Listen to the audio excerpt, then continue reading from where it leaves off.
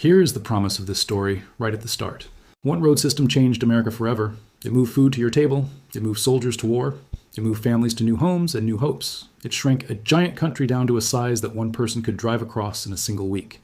Before this road system, a trip from New York to Los Angeles could take a month. After it, that same trip could take 4 days. That road system is the interstate highway. You have driven on it. You have slept in a hotel next to it. You have eaten a burger at a diner built just for it. It is so normal, so everywhere, that most people never stop to ask where it came from or why it exists or what it cost to build it. But there is one part of this story that almost nobody knows. It is a true story about one man, one terrible road trip, and one single day that changed the whole country. I am going to tell you that story, but not yet.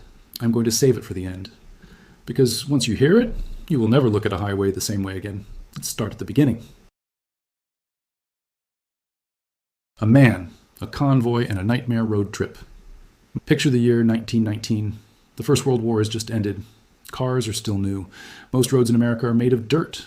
When it rains, dirt roads turn into thick mud that can swallow a truck whole. The United States Army wants to know something important.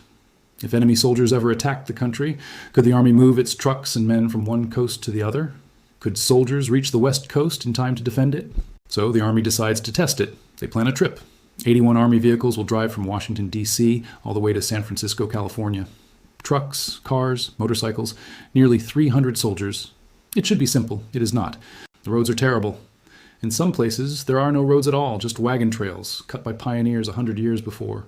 Bridges are too weak to hold the weight of Army trucks. Some bridges collapse right under them.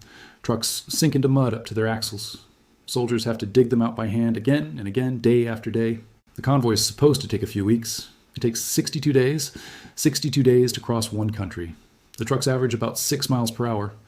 A person walking briskly could almost keep pace with an Army truck convoy crossing the United States. Riding along on that trip is a young Army officer. He is not famous yet. He is just a lieutenant colonel watching trucks get stuck in mud, watching bridges crumble, watching his fellow soldiers grow exhausted mile after mile. His name is Dwight D. Eisenhower. He never forgets this trip. Keep that name in your mind. Keep that image of mud and broken bridges and a young officer watching it all happen. Because that memory is going to come back decades later in a moment that changes the shape of America forever. But we are getting ahead of ourselves. Let's talk about what America looked like before the interstate highway existed, so you can understand just how much was about to change. A country held together by bad roads. Before the interstate highway system, getting anywhere in America took patience. Real patience. If a family wanted to drive from Chicago to Los Angeles in the 1930s, they might take 2 weeks. The roads twisted through the middle of every small town along the way. Every town had its own stop signs, its own traffic lights, its own speed limits. Drivers pushed through main streets crowded with pedestrians, horse carts, and shop windows. Truck drivers moving food and goods across the country faced the same slow crawl. A truckload of fresh vegetables picked in California might spoil before it ever reached a grocery store in Ohio. Farmers lost crops. Families lost money.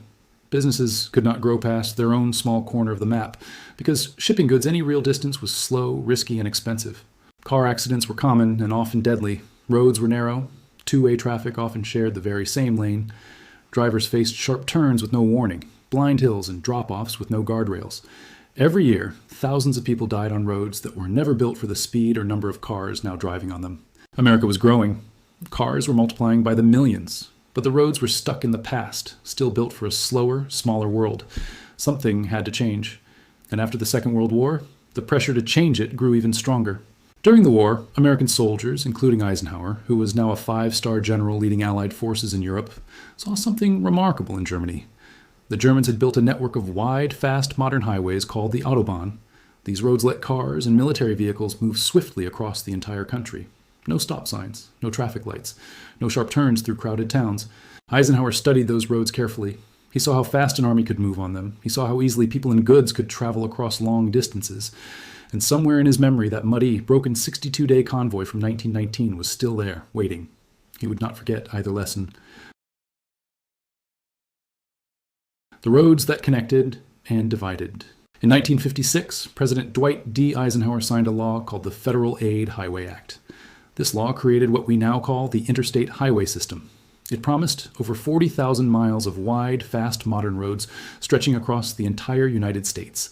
This was one of the largest building projects in human history. Workers moved mountains of dirt. They built bridges over rivers and canyons.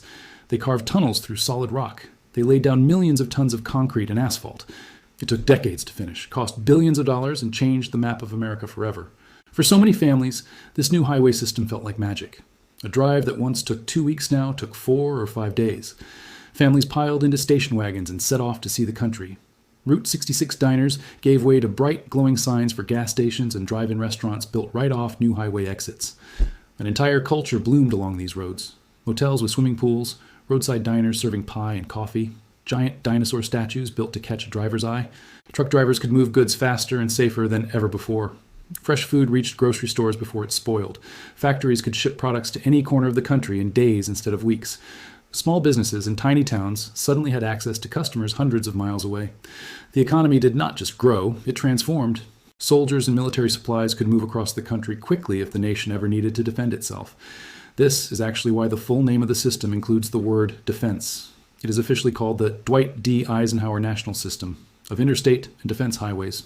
But this incredible new system did not come without a heavy cost. And that cost fell hardest on people who had the least power to stop it. As highway planners drew their routes on giant paper maps, they often chose to cut new roads straight through the middle of cities. And in many cities, the neighborhoods chosen for demolition were the same neighborhoods where black families and other communities of color had built their homes, their churches, their businesses, and their lives for generations. In city after city, this story repeated itself. Overtown in Miami, Rondo in St. Paul, Treme in New Orleans. Neighborhoods that had once been full of life, music, family homes, and small black-owned businesses were bulldozed to make way for highway overpasses. Families were forced out of homes their grandparents had built. Churches that had stood for 100 years were torn down in weeks. Entire communities were split in half by concrete walls of highway, with elevated roads roaring overhead where children used to play in the street. Many families received little money for their homes. Some received almost nothing at all. The people who lost the most had almost no voice in the rooms where these decisions were made. The highways that connected so much of the country also, quite literally, cut other parts of it apart. This is the part of the story that often gets left out of the celebration. The interstate highway did bring speed, growth, and opportunity to millions, but it also brought heartbreak, and even today, many of those divided neighborhoods have never fully healed. Progress, it turns out, rarely touches everyone the same way. The price of progress. Let's slow down for a moment and think about what it actually felt like to lose a home to a highway. Imagine a woman who has lived her whole life in the same small house. Her parents raised her there. She raised her own children there. She knows every creak in the floor, every neighbor on the block, every crack in the sidewalk out front. One day, a letter arrives in the mail. It says the city needs her land. A new highway is coming through. She has a short window of time to leave. She has no real choice in the matter.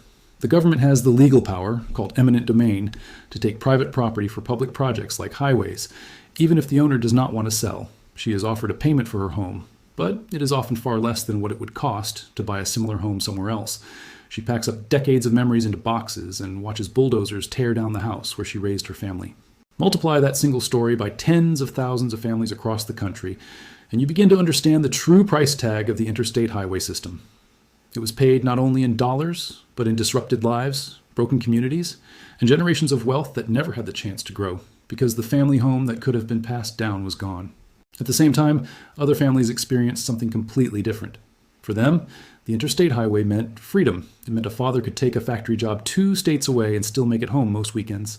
It meant a family could load up the car and drive to a national park they had only seen in photographs. It meant a small town far from any big city could suddenly attract a new factory because trucks could now reach it easily. Both of these stories are true at the same time. That is what makes this such a powerful, emotional piece of American history. It is not simply a story about roads. It is a story about how progress moves forward for some people while leaving painful scars on others. The interstate highway also transformed how Americans saw their own country. Before, most people only knew their own town, their own state, maybe their own region. Now, families could pack up a car and see mountains, deserts, oceans, and cities they had only read about in school books. Cross-country road trips became a cherished part of American life.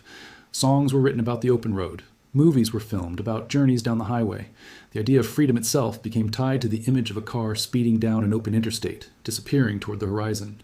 Truck stops became towns unto themselves, glowing bright through the night, always open, always ready for another traveler passing through. Families created new traditions, road trip snacks, license plate games, songs sung together in the back seat. all built around the simple act of driving somewhere far away. The interstate highway also saved lives in ways older roads never could.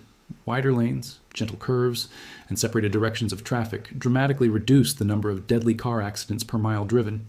Emergency vehicles could reach hospitals faster. Ambulances speeding along a smooth, wide interstate could save someone's life in those extra minutes gained compared to older, twisting roads. So the interstate highway holds two truths inside it at once. It is one of the greatest achievements in American history, and it is also one of the most painful examples of how big decisions, made far away by people in power, can crash right through the middle of someone's front yard. Both of these truths matter. Both deserve to be remembered. And now it is time to return to that promise I made at the beginning of this story. The secret behind every mile. Remember the young officer stuck in the mud back in 1919? Remember the 62 days it took just to cross one country? I told you to keep that memory close because it would come back. Here it is.